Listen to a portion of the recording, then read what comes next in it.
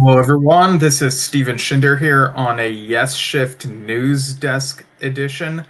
And yeah, there's a lot of yes and yes related news to catch up on. In fact, just today, there's the announcement of an upcoming Steve Howe EP coming out in December, I believe. I have it on my notes pulled up here, so I'll get to that in a little while. And Roger Dean also has a shirt campaign that's ending soon, and there's also a stamp giveaway.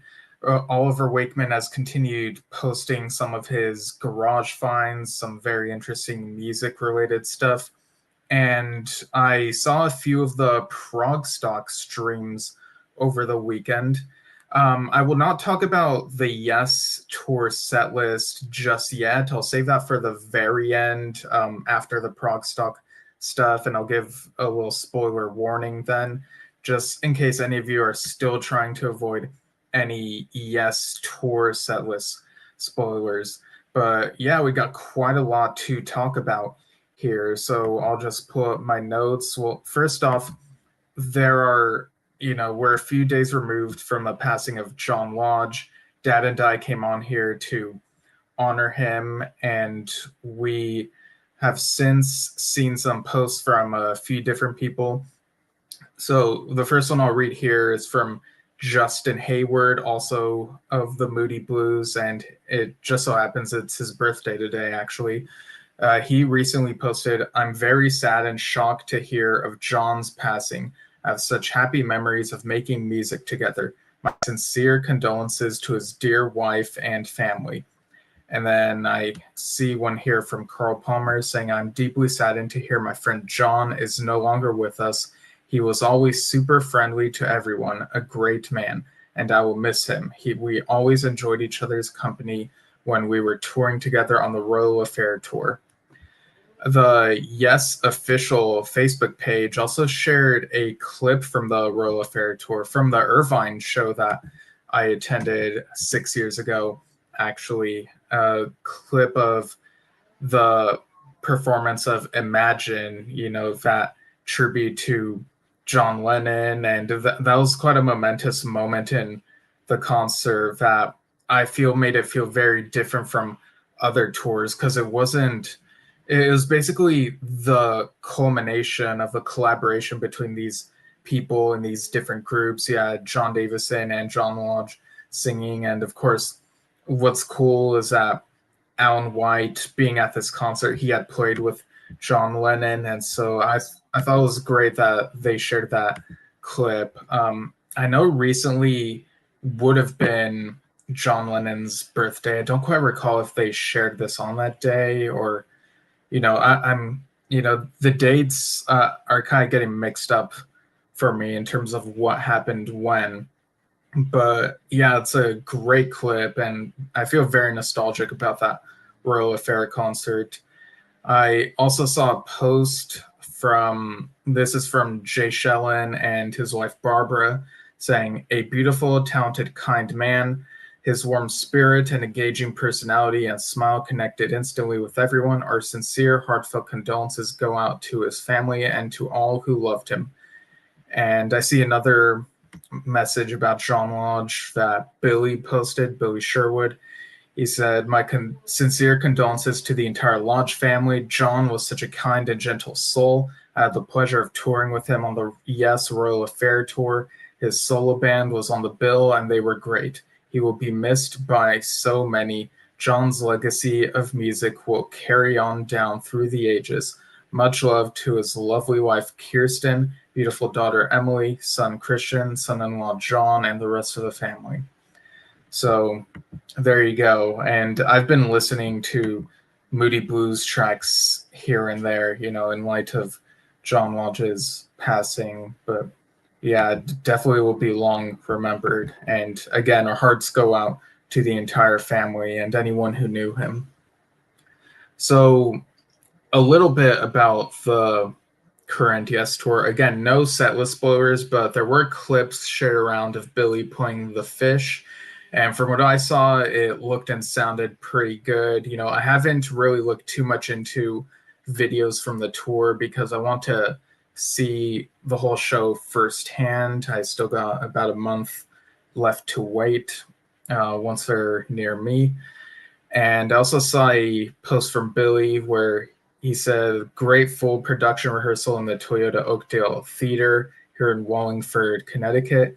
And, he was standing in front of the television, which showed an episode of Star Trek, the original series from the looks of it. So he's worked with William Shatner on Ponder the Mystery. And he says, I consider that to be a very good omen for this entire tour, boldly going, etc. So that was a bit of fun. I saw that the Yes Official Facebook page also shared a message from John Davison. So John Davison said, and this is in regards to Chris Squire, he said, with this year marking 10 years since Chris Squire passed, and with Yes now on tour performing Fragile, which is the last thing we ever did with him, I've been reminiscing on what Chris has always dearly meant to me and on all the incredible times we personally shared, both on stage and off. When it came to band travel whilst on tour, it was always Chris and me that were paired, traveling side by side every mile of the musical road. I could always make him laugh whenever I did my Ethel Merman impersonation of Everything's Coming Up Roses. I used to do a pretty good Axl Rose too, so Chris and I had the crazy idea of starting up a Vegas show called Everything's Coming Up Axl Roses, Ethel Does Axl, Axl Does Ethel. Chris was a larger-than-life character with such a dry sense of humor. I always admired his carefree way of being. How I miss my friend. Thank you, Chris, for giving me the rarest of opportunities, the highest of blessings, to be able to sing for my favorite band and to use that platform for much personal growth. You changed my life forever, and I will always be grateful to you. I love you, John Davison. Yeah, it didn't really occur to me that the last time they did this Fragile run, at least most of it was with Chris when he was still around. I think there might have been some overlap, like they did some of it before he passed and then some of it after he passed. But yeah, so again, I'm very curious to see firsthand how they do the material this time around. Billy also made a post on October 4th at the Atlantic City show, sharing a picture of him with Derek Schulman of Gentle Giant. And he mentioned how Derek signed his band's World Trade, Circa, Yoso, Arc of Life, and his own solo project, Citizen. He says, great to see him and his lovely wife, Sharon. Great Yes show at Atlantic City Hard Rock. Yeah, and again, folks, check out Derek Schulman's Giant Steps memoir when it comes out. I think that's a month away for one territory and then December for another territory. There's US and then I think US comes second. Yeah. So regarding Roger Dean, there are a couple dates coming up, October 17th being the key date to remember here. So let me go ahead and show you what these shirts look like, these Roger Dean Fragile World shirts. I'll go ahead and take off the player so you can see a bit more of the image. Yeah, so you got the long sleeve and short sleeves, and it's the Fragile World from the 2010s version, the bit of an update version. So this campaign, these shirts, people can pre-order them up until October 17th. If you go to Roger Dean's Facebook page, there's the info there. You can get them at everpress.com/fragile-world or fragile-world, whichever it is. And yeah, so go ahead and get them if you're interested in those. He also posted about a stamp giveaway, this having to do with the Isle of Man stamps related to covers he's done for Yes and for Rick Wakeman. He said, we are giving away one signed set of the Rick Wakeman Isle of Man stamps to 2 lucky winners. To enter, answer the following question in the comments. What do you think you would see on a journey to the center of the earth? Make sure you also like this post, tag a friend in the comments who you would make the journey with. And this is open internationally. 2 winners will be selected and contacted via Facebook Messenger from the official Roger Dean account. And, folks, make sure you double check when you receive these messages. Make sure it's the official page, because, there are people out there who will take advantage, so always double check. So the post continues. The giveaway ends at 23:59 BST on Friday, the 17th of October. So, good luck, everyone, to that giveaway. These look like really nice stamps here. Roger Dean has also made posts about some of his other works, like the cicada artwork, the Virgin logo, the Nightwing logo, and an archipelago watercolor sketch. So very actively posting that Roger Dean page. Recently, Chris Clark, keyboardist who's been playing with John Anderson and the Band Geeks, posted a photo of himself with Tony Banks's Mellotron, and you could also see some Roger Dean art in the background there. John Anderson recently had a post about the, I'll just read what the post says. Our friends at Stuck On Decoupage tell us that the autographed limited edition turntables they've designed, featuring artwork from Live Perpetual Change, are officially in production and they're ahead of schedule. John is thrilled to team up with Stuck On Decoupage, a small family business, on this special collaboration. The goal was to create a beautiful piece of art that John's fans will love and proudly display in their homes. So, yeah, people can check that out if they're interested. The John Anderson official YouTube channel, also within the last couple weeks, I believe, there's a post about Anderson Wakeman's Forever, ABWH, that album, and Tormato. I'm having trouble finding the channel again. Wonder what's going on there. But there's this little bit I forgot to read about the autographed turntables. The first batch is shipping out very soon, but hurry, only 150 will be made, so grab yours before they're gone. Now, another thing I'm not sure if this is already out or if it's coming out soon, but it's listed on Rhino's website. I'll go ahead and show you what that looks like. It'll look like this image is floating in space. So this pertains to the Yes album. Own the Yes album on limited edition high fidelity reel-to-reel tape, the post that I saw reads. This was shared by the Yes official Facebook page when I got this text to read out. Rhino High Fidelity is rewinding the tape to shine a light on the classic era of audiophile listening today with the launch of Reel-to-Reel, a series reviving the legendary reel-to-reel tape format. Once the gold standard for serious listeners, Reel-to-Reel delivers studio-quality sound, bringing the master tape experience into your home. Each reel-to-reel is duplicated in real time from a one-to-one copy of the original stereo master tape, faithfully reflecting the source. The result is a master-quality listening experience that captures the full dynamics of the recording without the surface noise of grooveware of vinyl. Produced to the IEC standard on premium RTM LPR90 tape stock and housed on 10.5-inch metal reels, these releases are designed for exceptional longevity when stored in a cool, clean place away from the magnetic fields. The Yes album marked the band's breakthrough as guitarist Steve Howe joined and the group embraced a more expansive sound.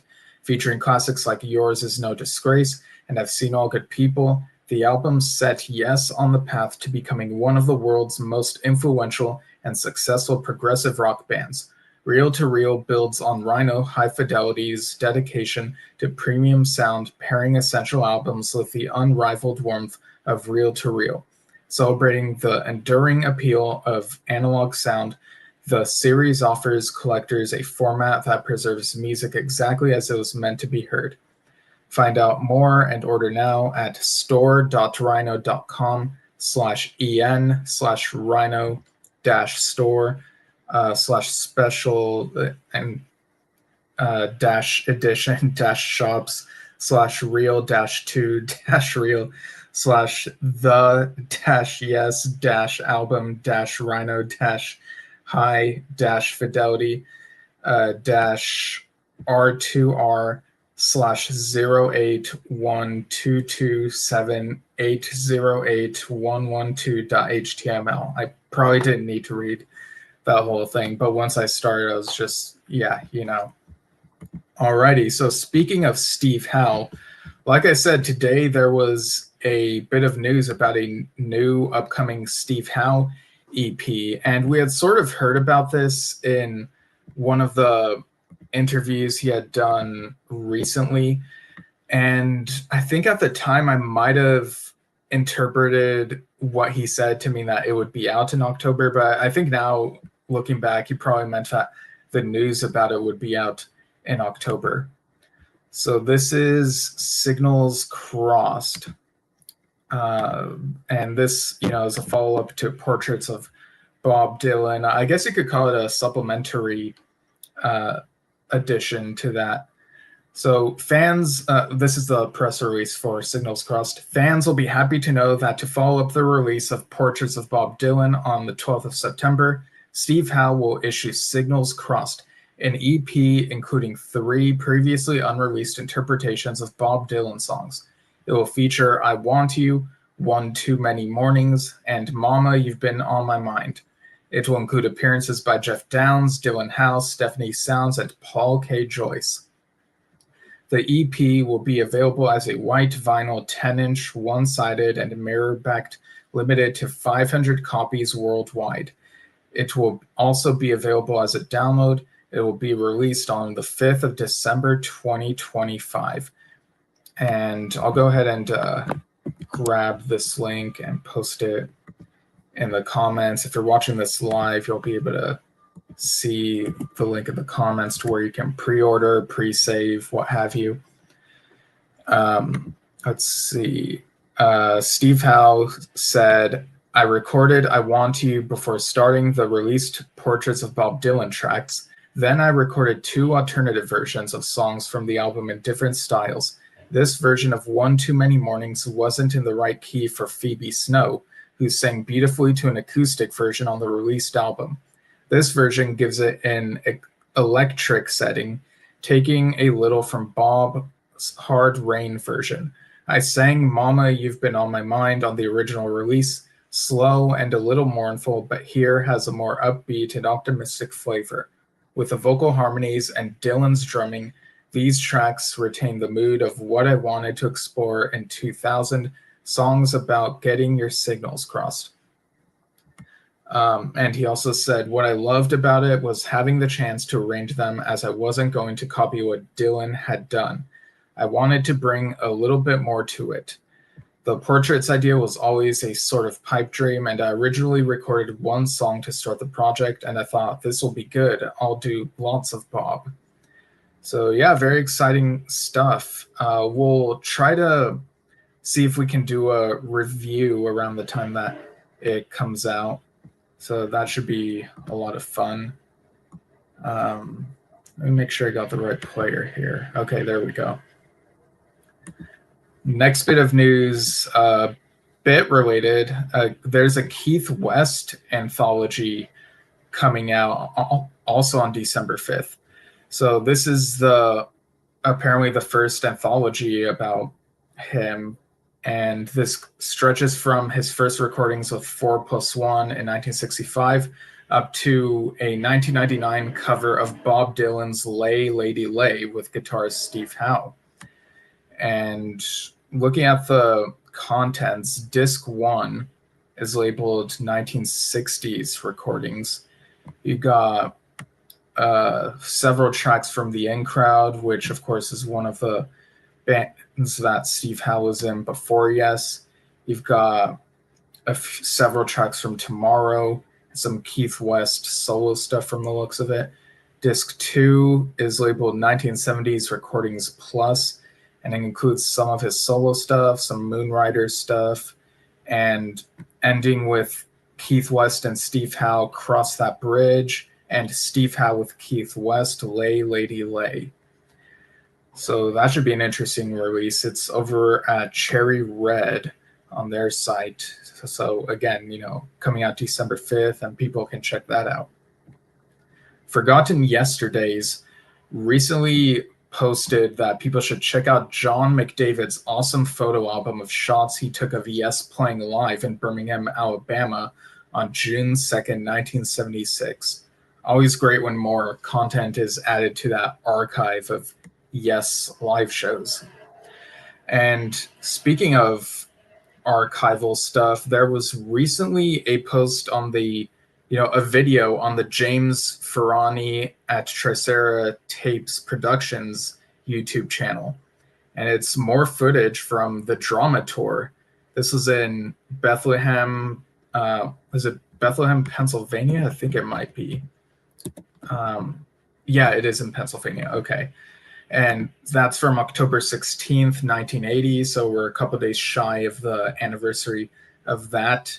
It includes snippets of Yours Is No Disgrace, Go Through This, and Roundabout. The bit of Go Through This was a huge surprise because, that was only played on that tour, and never in my wildest dreams I think we'd ever see any footage of that particular song. So, yeah, even though these aren't the full pieces, the bits that we get of these from that tour, it's just really great stuff. So between that and the Philadelphia footage that we saw a couple months ago now, I think, drama, the drama tour has had a bit of a resurgence as of lately, at least in the archival sense. Let me double check my... Okay. All right. Next up, this was a bit of an odd thing. So there's this Netflix series called Monster. From what I understand, it's an anthology series about serial killers. And the one for this third season was Ed Gein, who was so notorious that his crimes inspired the fictional characters Leatherface and Norman Bates and James Gumb, those characters. Ezra Cobb is another more obscure one. And so there's this, it's a drama series. They have these actors playing these real life people, and I have no idea how accurate it is to real life. I have not watched the series. I only fast forwarded to this bit toward the end of the finale because it includes the song Owner of a Lonely Heart. The music video, if I remember correctly, shows up on a TV screen, and then there's this dream sequence where it plays, and it's very odd way of using it. I don't know if I should say more in case people don't want the series spoiled for them, but yeah, I have mixed feelings about the use of it here, and now I'm wondering, what's even weirder, the placement of it in this show or the original music video itself? Because that music video is still really freaky in places. It's really bizarre, really out there. But yeah, between this and Leave It feels like Netflix really is mining 90125. So I kind of wonder, what are your predictions for what the next 90125 track will be that will get featured in a show or a movie? Because Leave It was in that Charlie Sheen documentary. And yeah. This next bit of news, I wasn't sure where to put it, so I'll just put it here. I thought it was kind of fascinating. Jimmy Hahn posted that Steve Porcaro's new solo album, The Very Day, to come out, and that he had the pleasure of playing on it. He said it's simply a fantastic, beautifully crafted record stacked with who's who of great musicians you will all know very well. Seriously, go get it. You won't regret it. Now, next up, some Wakeman's news. Adam Wakeman recently, I watched the Paramount Plus documentary Ozzy No Escape from Now, and it delves into Ozzy Osbourne's health issues and the process of getting him to do events and stuff.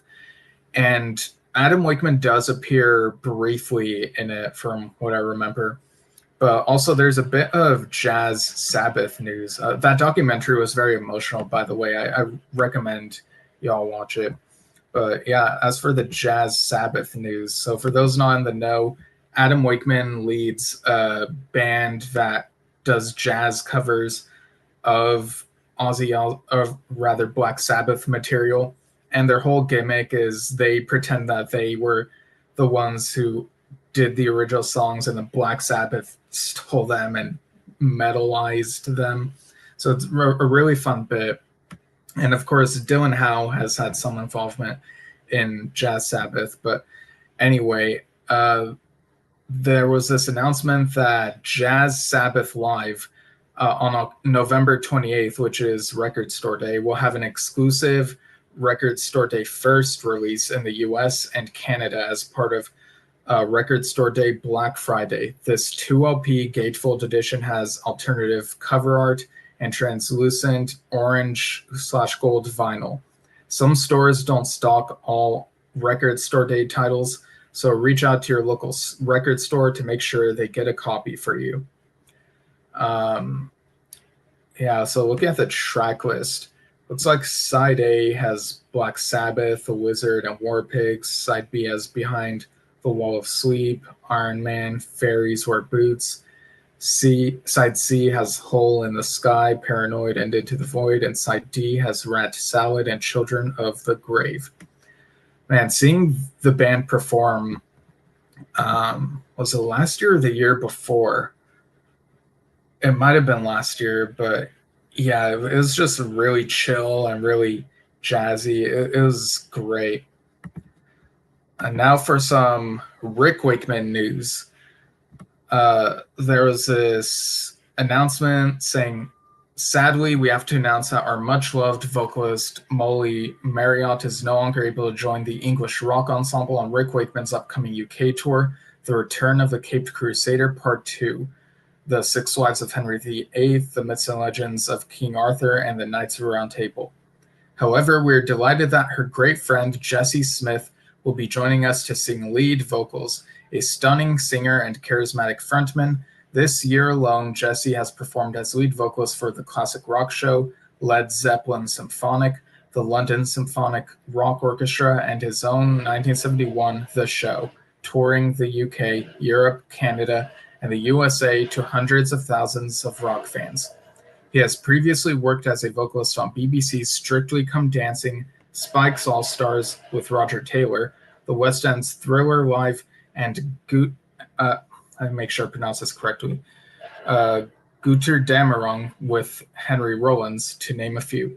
He is currently working on the highly anticipated follow-up to his 2022 debut solo album, Songs from a Concrete Box. So yeah, a bit of an update, a little change up there. Rick will also be at HMV Oxford Street in London, in the UK, on Monday, October 27th, 6 p.m. to sign copies of his new album, Melancholia. For details, see hmv.com/live/Rick-Wakeman. And there's also another episode of The Myths and Legends of Rick Wakeman, that podcast that he does. And there's an interesting discussion about fade-out endings. So yeah, very informative stuff and very funny stuff on that podcast, so people can go check that out. Oliver Wakeman is taking the last couple weeks, and I suppose maybe, I don't know for how long, but late last month, early this month, I can't remember which, he said that He'll be taking the next few weeks easy in light of his recent hospital stay. So, yeah, hoping that he's doing well and that he, gets past whatever is making him feel tired. Again, like I don't have all the details for his hospital stay, but he was very kind. He shared very kind words about the staff and whatnot. But yeah, he's been sharing photos of his garage finds as he recovers. One of these was a Keys to Ascension promo release package, which included Yes Magazine. And I forgot to mention earlier that the Gottlieb brothers also, I believe, designed the Steve Howe EP release. They're involved with that. But yeah, getting back to Oliver Wakeman's finds, a signed photo of the In the Present lineup, a key ring for the 2009 tour, which includes the image of the turtle from that tour, meet and greet laminate from the 2010 tour, a wooden Yes logo that opens up to show the Asia logo, a backstage VIP sticker, an APWH promo pack, which includes a family tree, a Sweet Dreams single, which also includes Dear Father on it, a 7-inch Roundabout single signed by that fragile lineup except for Chris, the 7-inch single of America, again signed by that lineup except Chris, and Oliver added, I would have liked to have played this during the In the Present tour, but we had so much material to choose from that the set quickly got filled up. We did rehearse a Venture as well, but never actually included it in the set for some reason. Yeah, I do remember hearing that they were thinking of playing a Venture, and I guess they didn't end up playing it until the album series tours.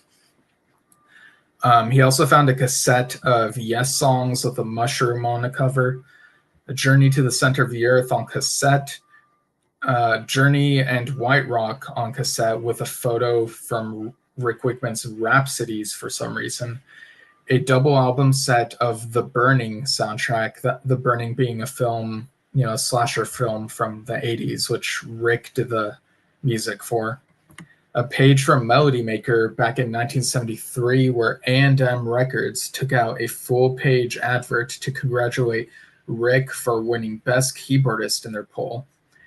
Another page with a congratulations message from A&M for Rick's winning the Melody Maker poll in 1974. Oliver also shared a photo of himself with Brian May of Queen, taken back in September 2016 at the English Heritage Blue plaque unveiling for Queen singer and songwriter Freddie Mercury. The plaque was placed on his first home in England, a modest interwar terrace house in Feltham, West London. It was unveiled by Brian and Freddie's sister, Kashmira Bulsara Cook. Oliver said, I arranged a piano version of We Are the Champions, which was used in the accompanying film showing how they made Freddie's plaque. And of course, you can find that on Oliver Wakeman's channel. He also shared a photo of him performing with Adam, Gemma, and Rick at Blackfriars, a 13th century medieval priory site, possibly the last time they've all performed together. He said, we did 2 shows in a row, which were great fun, lots of laughs, and it was nice to interplay on each other's music. And he also had another post saying, many years ago, I used to be a radio presenter on Lantern Radio in North Devon. I used to present a section in the rock show talking about prog music. I used to get sent some quite interesting stuff and always tried to play most of it on the show. This one was a no-brainer to include, though. This is the radio promo CD for Take It Back from the Division Bell by Pink Floyd. I really liked this album, although probably contentiously preferred a momentary lapse of reason.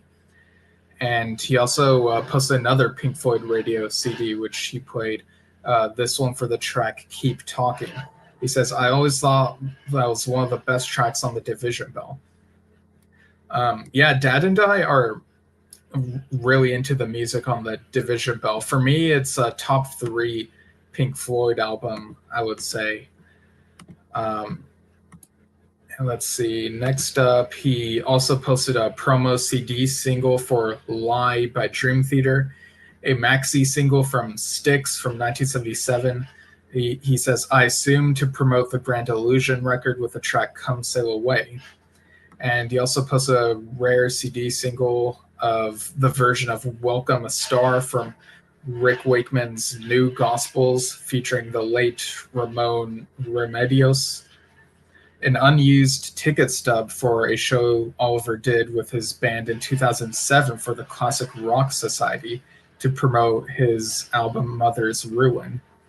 And the band featured Paul Manzi, who now sings with The Sweet, and David Mark Pierce on guitar. He says, a great band, and these shows were such good fun. So, yeah, definitely follow Oliver Wakeman's Facebook page to keep up with those interesting finds. Bill Bruford recently posted the second part of his interview with the Gottlieb brothers, which will be in the Fragile tour book. And the Pete Roth trio posted a video of Bill warming up on a drum kit. So really fun stuff there. And Rick's Facebook page included a This Day in Music History type of thing. Let me just show you the photo. So for context, I'll go ahead and remove the player for a moment.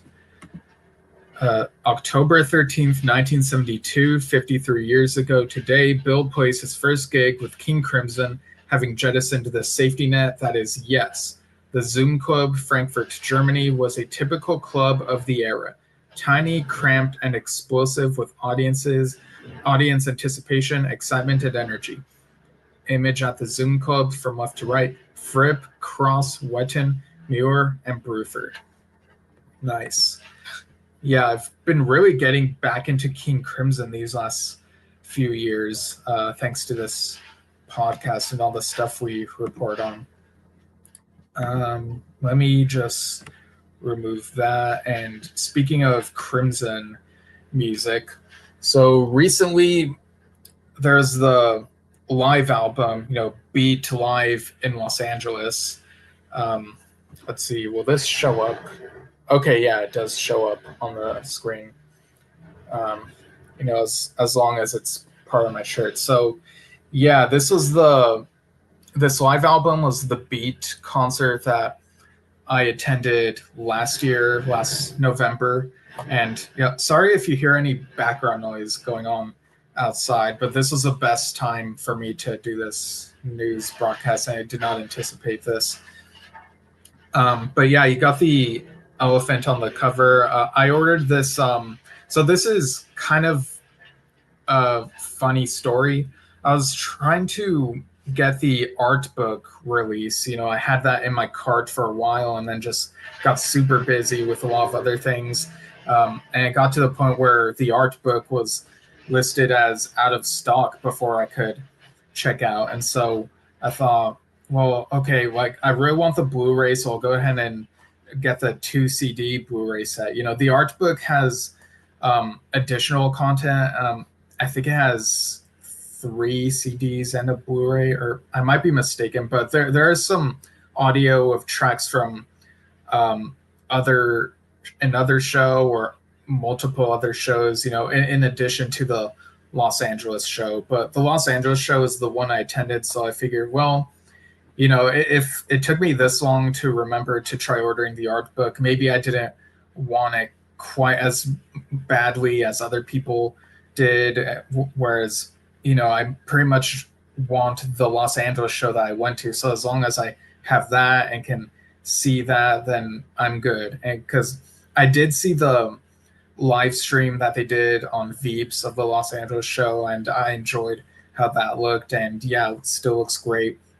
So I ordered this 2 CD Blu-ray set, and then more recently, after ordering this, I realized, wait, I wonder if the Germany site for Inside Out Music has the art book. And at the time, it looked like they did, and I ordered it, and then not long after, it said out of stock, and so I sent emails asking for an update on the order, and they got back to me earlier and said, well, there was an error on their end, so it should be shipping out now. So I guess we'll see what happens with that. But yeah, I'm still keeping this 2 CD Blu-ray. You know, I don't even know if I can return it now, really, but I've grown quite attached to how the packaging looks, and you know, I watched it. It's I will say that when I tried playing the Blu-ray on my PlayStation 3, so the contents on the Blu-ray are the concert and some bonus video material, which the bonus material amounts to an hour of footage total. It got these 4 featurettes. One is called Crew Arrives. That's the shortest one. It's like 3 minutes. Then you got Beginning Tour Interview. That was pretty new to me. It was cool seeing them talk about how they got this whole beat thing together, wanting to honor the King Crimson music of the 1980s. And again, this lineup has Adrian Belew, Steve Vai, Tony Levin, and Danny Carey. But the next featurette, Mid-Tour Interview, this is definitely what they played during the intermission portion of the Veeps live stream. You know, again, I watched the concert in person, and then I rented the live stream for the short window it was available. And this was the material that they had to fill out that intermission portion. But when I played the Mid-Tour Interview featurette, like 5 seconds into it, it would always turn off my PlayStation 3, or put it on rest mode, rather. So I'm wondering if there's an issue with my PlayStation 3 where it can't handle that particular track for some reason. Because I tried it a few times and it would do the same thing. But when I played End Tour Interview, there were no issues. So I wonder what the deal was with that. Something I'm trying to, I guess, look into, but you know, I got a lot of things on my plate, so I guess we'll see what comes of that. But yeah, like I said, it comes in this this little box sleeve thing. Folds out like that. You've got the it's got to be like on my shirt in order to show up. You can, oh geez. All right. You can see the venue here. I think that was the United Theater Broadway, and yeah, shot there. And if you open it up, you can see the 2 CDs and the Blu-ray.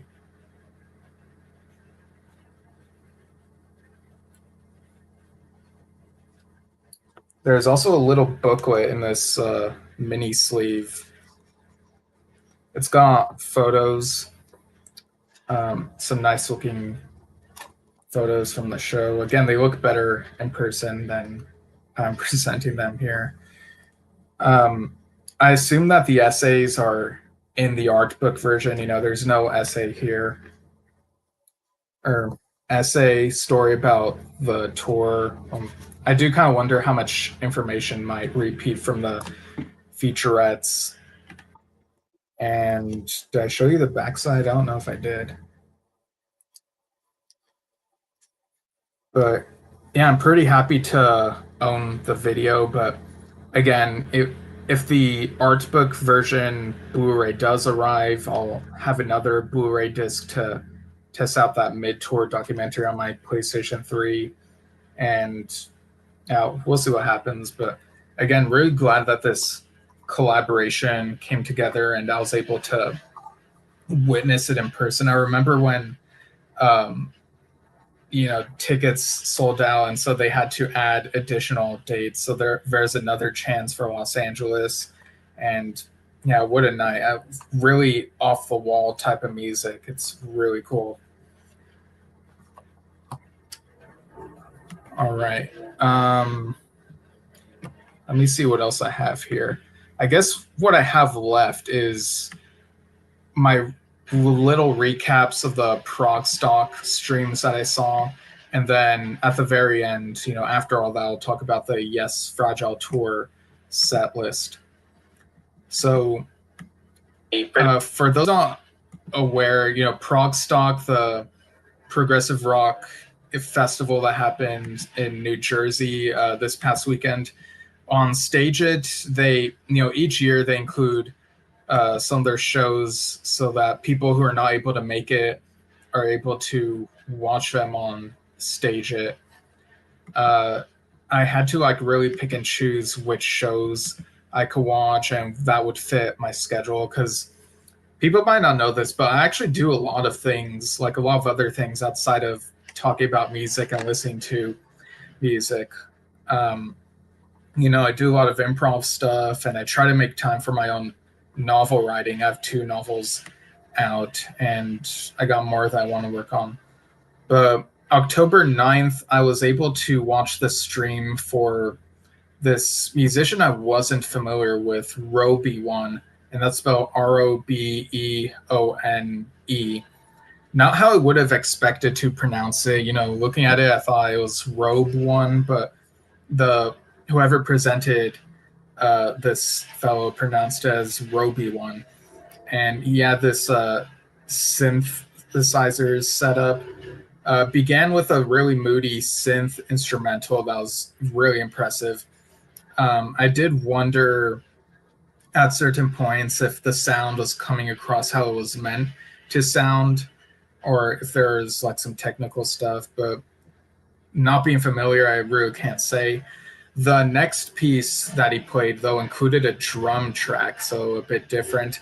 And then the third piece, I think he mentioned it was Peter Gabriel inspired, so it includes some of those more world music sounds that you would expect from some of Peter Gabriel's tracks. And then the piece after that feels like that steel guitar sound that you get in tracks like To Be Over and You and I. It felt very bluesy. He mentioned there's got to be a listening party for his band Project Red 32, which I was not able to check that out because of my schedule.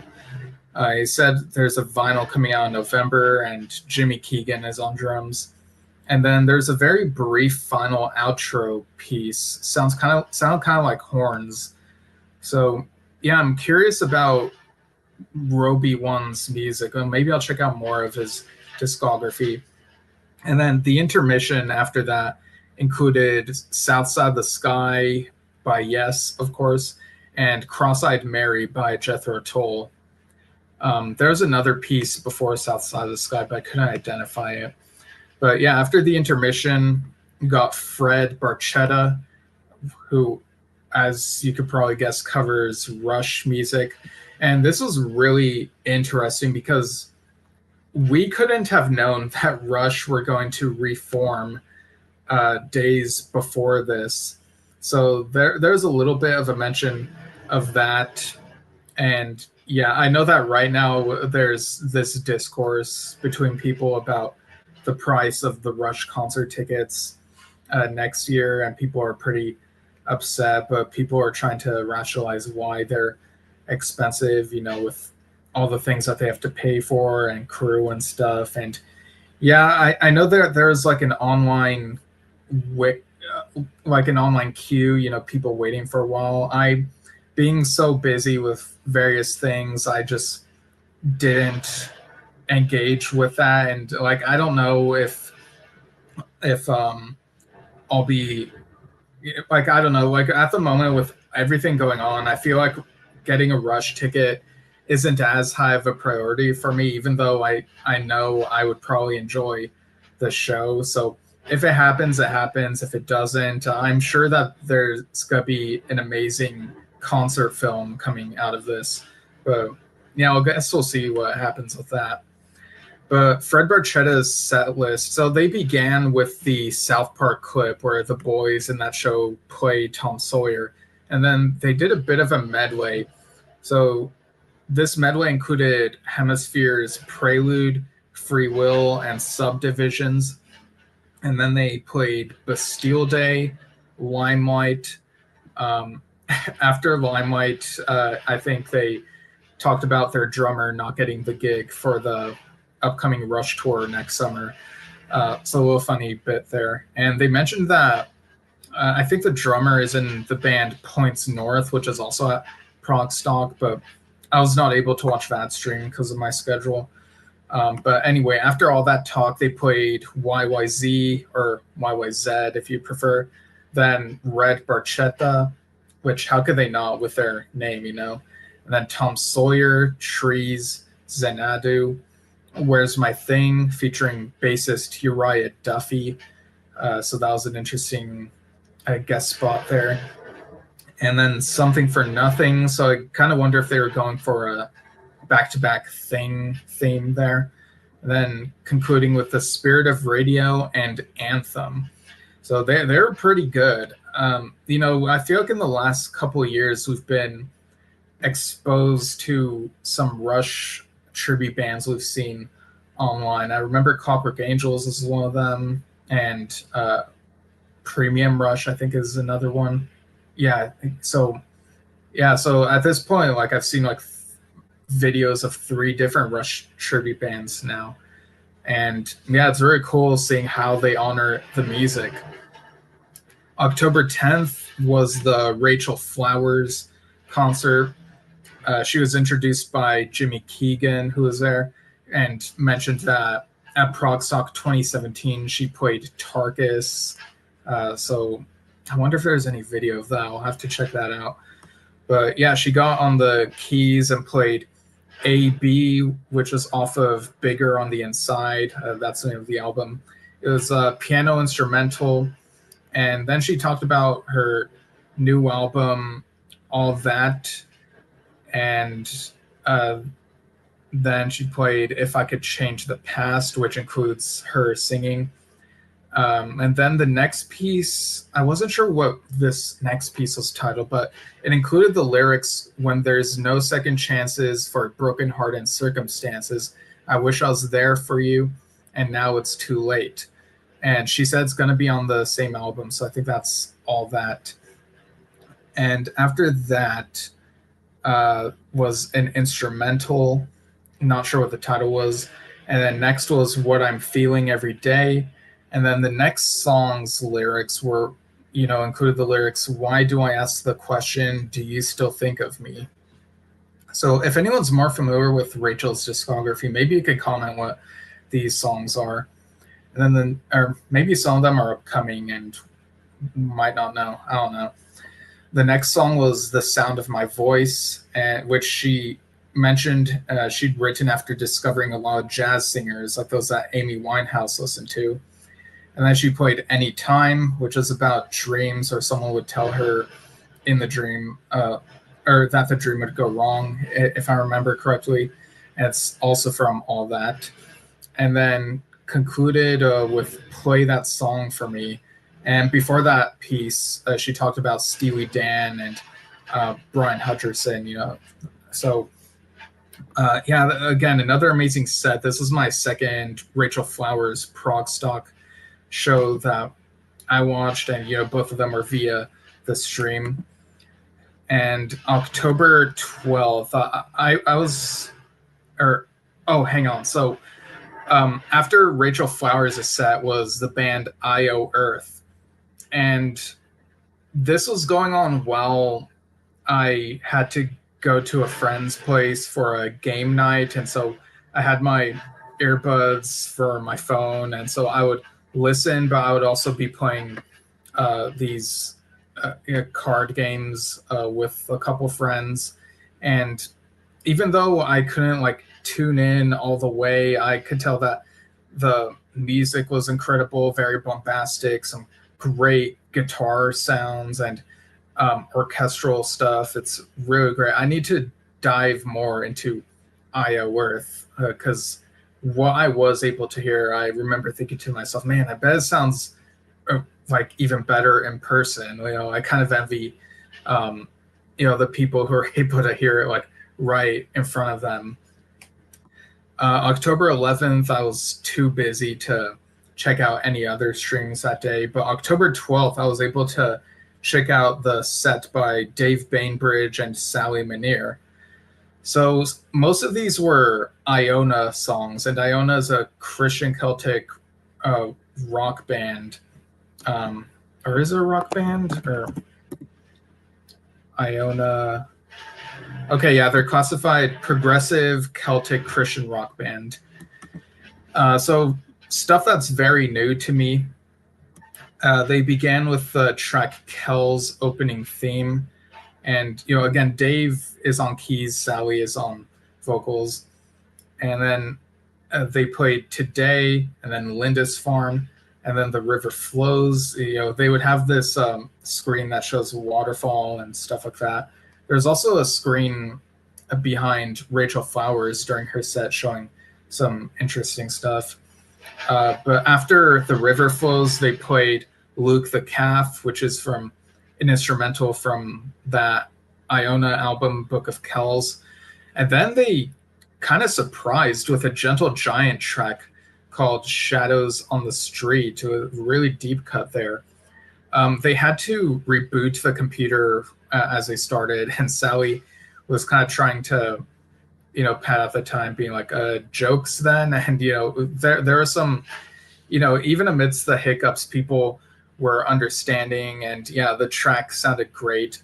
And again, Sally's father being Carrie Minear, so really cool that Gentle Giant still gets its due.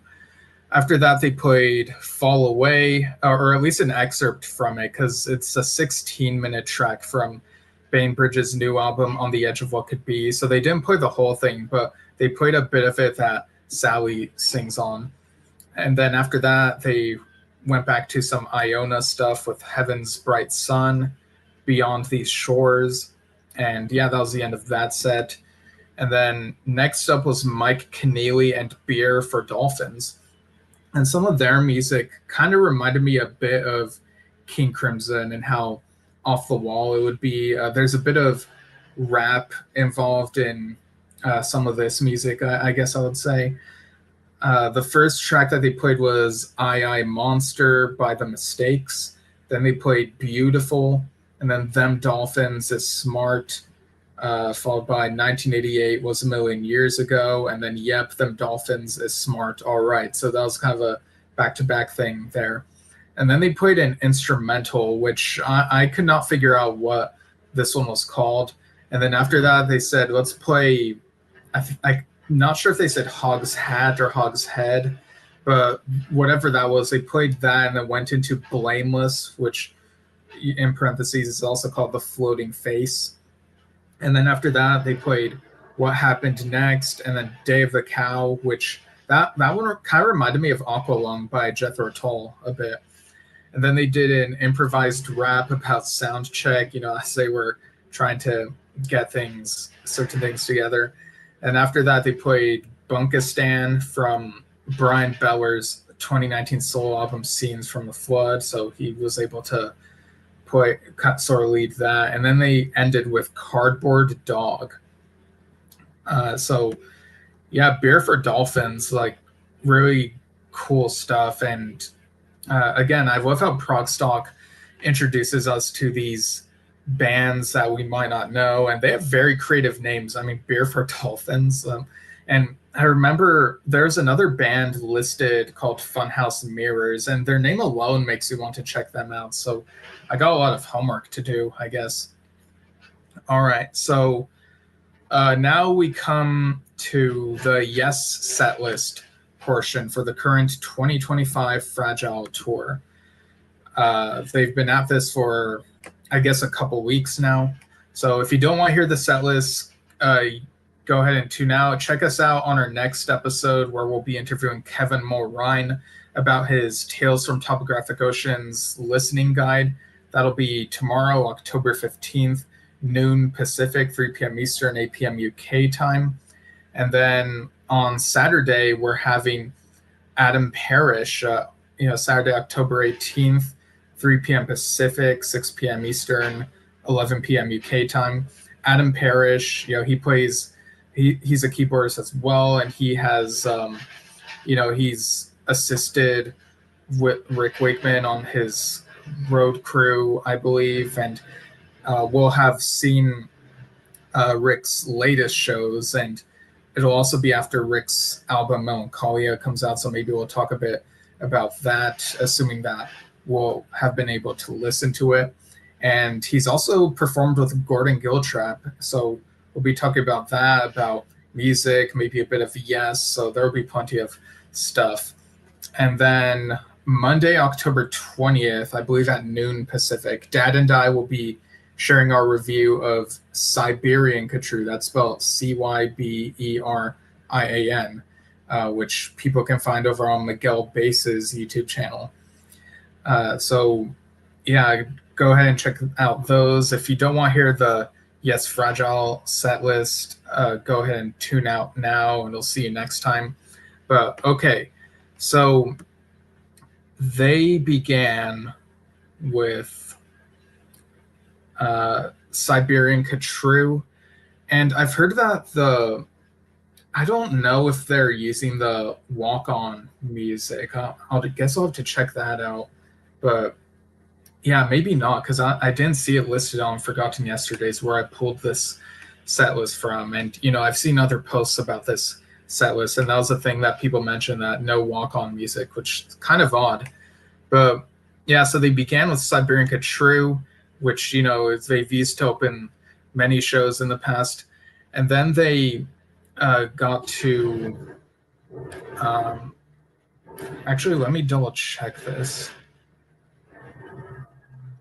Okay, yeah, so that was followed by On the Silent Wings of Freedom, and apparently still an abridged version, but a bit different from the last time they tried that. So I'm curious what the difference is. Again, I haven't watched a video of this. I kind of want to see it for myself.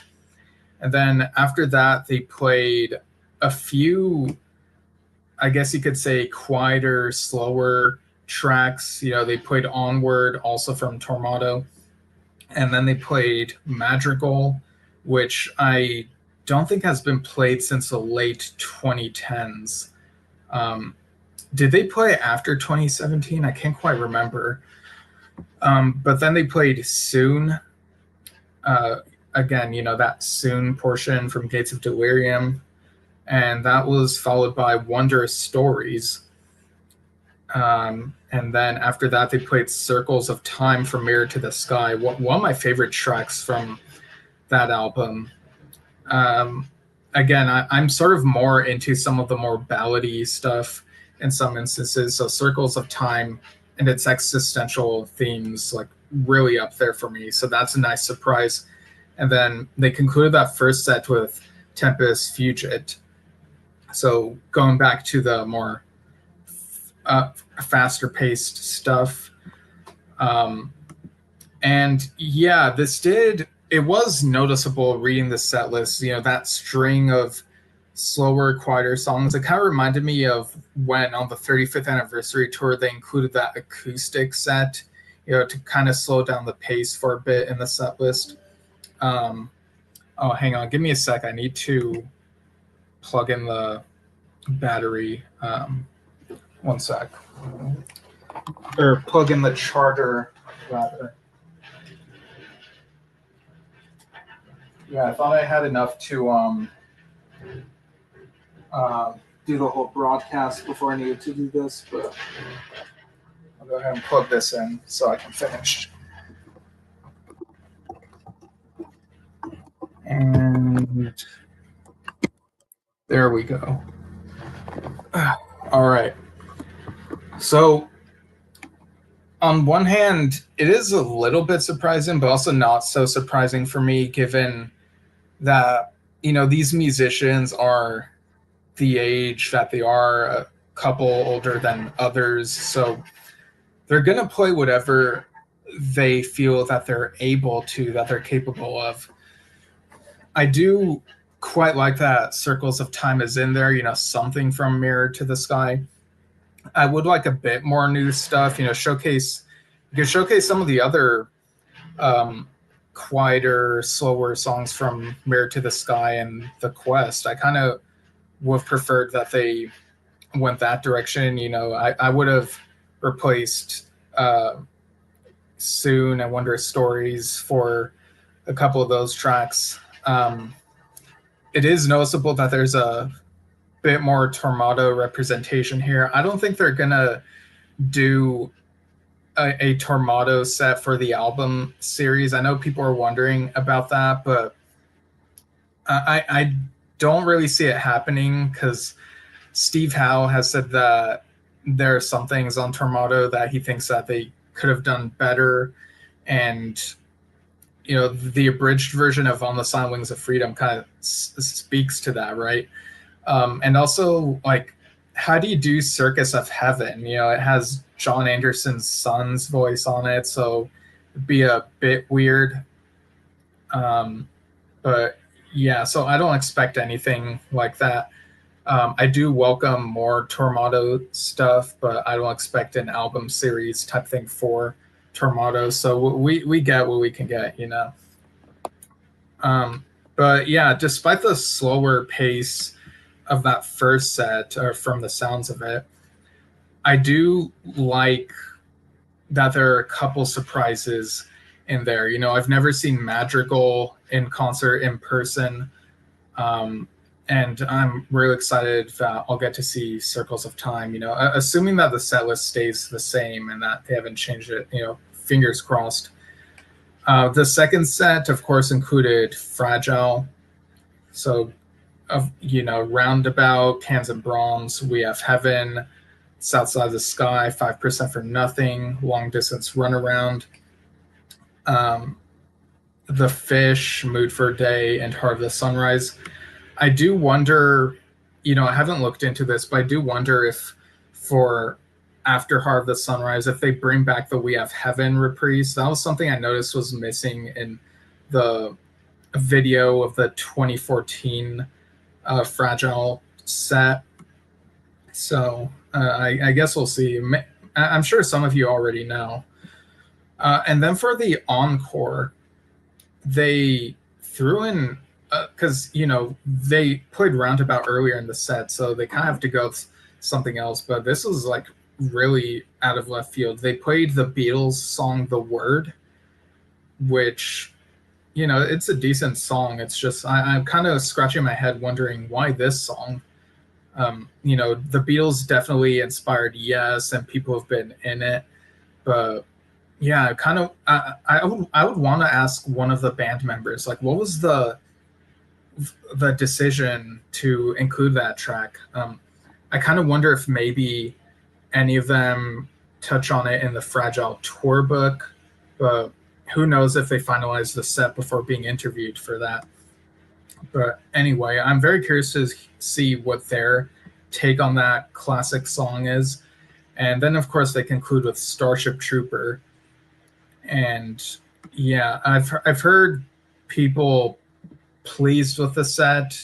People who've gone to see the show.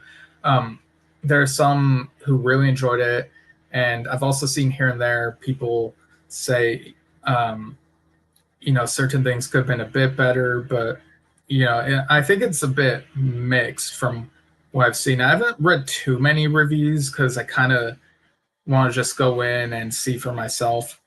But yeah, I am glad that I read the set list for myself. I know people want to go in with no expectations, but I think with Yes, I kind of want to temper my expectations. So now that I know that this is what to expect, then I'm sure I'll have like a really good time with it, not wondering or worrying, where they go play. So, I'm just going to be in the moment and really enjoy it. So we're looking forward to that show.